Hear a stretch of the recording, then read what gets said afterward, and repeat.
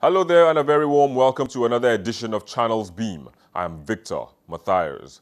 Now, statistics show that women are 50% less likely to access the internet than men and 30% to 50% less likely to use it for personal empowerment. So today on the program, we will be focusing on women in the technological space, the reason or reasons behind the facts revealed by the statistics, and the ways to get more women to join the technological revolution. But let's take a moment to look at the social trends in the past week before we get deep into the conversation. In a bid to buttress the point that there is a need for aid to go to internally displaced persons in the northeastern part of Nigeria, Nigerians tweeted about how malnutrition has ravaged women and children, leading some women to prostitution for survival and children to untimely deaths.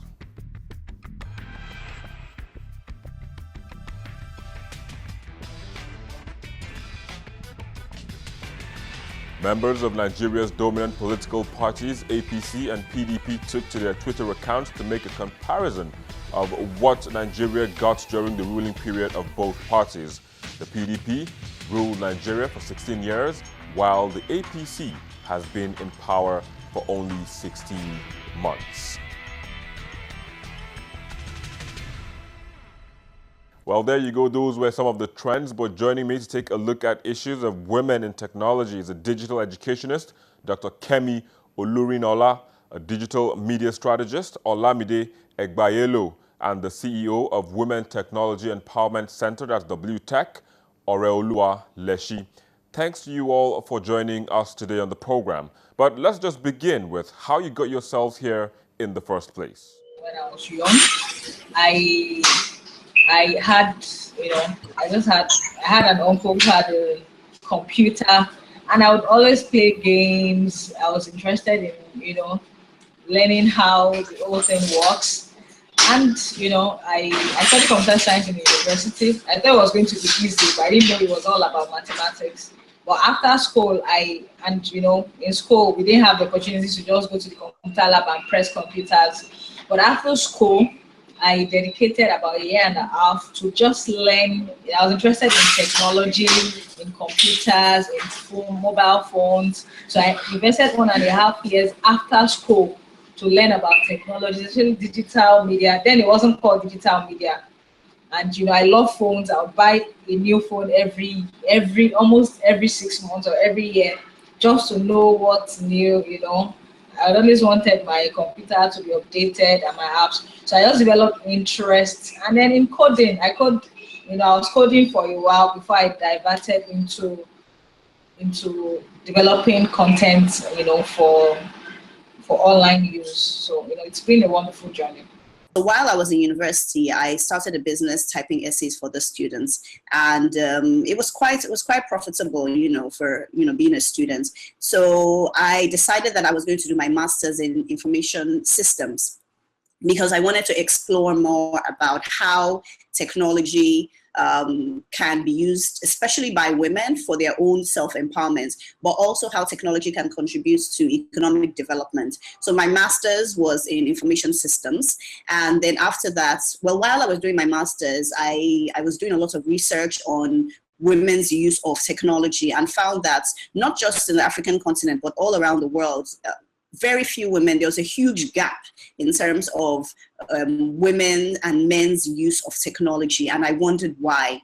So I focused my thesis on this, and that was what I did. And I became more curious, and I wondered why this was. And I found that there were so many reasons why, there are fewer women using technology, the way it comes across, and so I decided that this was what I really wanted to do. So for my very first job, I started working in a nonprofit organization, working on research projects that looked at how men and women use technology. And at the same time, I was volunteering, teaching people how to use computers, and also working in women's shelters as well, teaching the women and their children how to use computers. And I saw the effect, on their lives, that they were able to go on and get jobs because of the simple skills and knowledge they now had. And so I decided that I was going to actually work more in this area. And that's how the genesis of WTech came about. Well, interesting stories. However, what roles can you say women presently or currently play in the ICT world? Technology is very, very important. I mean, if you think about anything that we do today, we do it with technology, whether that's the way we get our news, the way we communicate, the way we share information, even banking, entertainment. It's all facilitated by technology. And if women aren't a part of this, then in effect, they're really being left behind. So when we work with women, we encourage them to look at the things that they do. I think a lot of times people look at technology as this, complex thing, when really they provide tools for us to live our lives better and to be more efficient. So we tell women, okay, what's important to you? Is it health? Okay, you can use technology to get information about health. Or is it, education or career development? Or is it for your business? And then we demonstrate how they can use technology to run more efficient businesses. So technology really is life. It's intersects with every aspect of our lives. So there's no going away from it. And it provides many opportunities to work and live more efficiently than ever before. So it's very important that, women are able to understand and use it very well. And then not just use it, also playing a part in creating technology as well. The more women there are who are actually part of development teams, the better tools will be developed because they have the unique knowledge and experiences of what women's lives are. So they can actually bring that on board in the design process of new technologies. Women in technology is not just women who code.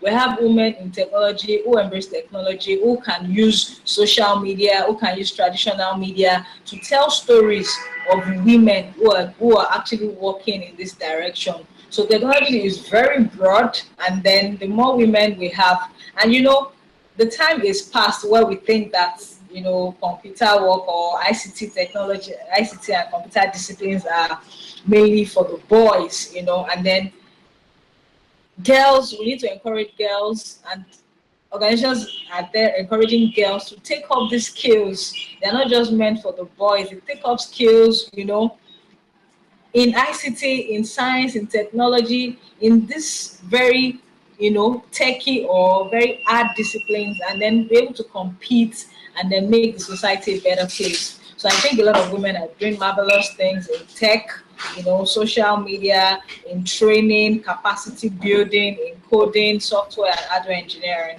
So it's a lot of work, and then we're getting there. Kemi, let me just come to you now to find out what the ratio is of male to female in the tech world currently. If women come to realize that technology isn't just about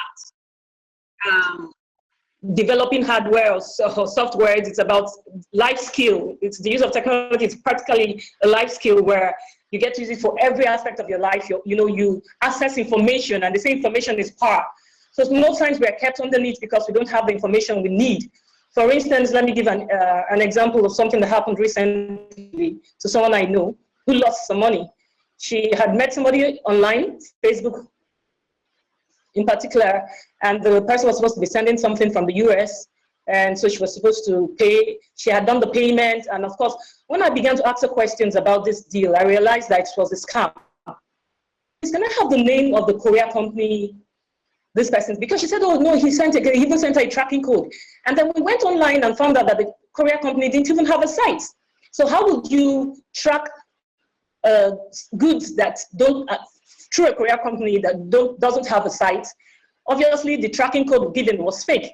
So little things like that, and it cost a lot of money. I mean, I felt so bad that if I'd asked her the right questions, because she told me about these things before she, that she was expecting this, I should have asked her the right questions. But I think I just assumed that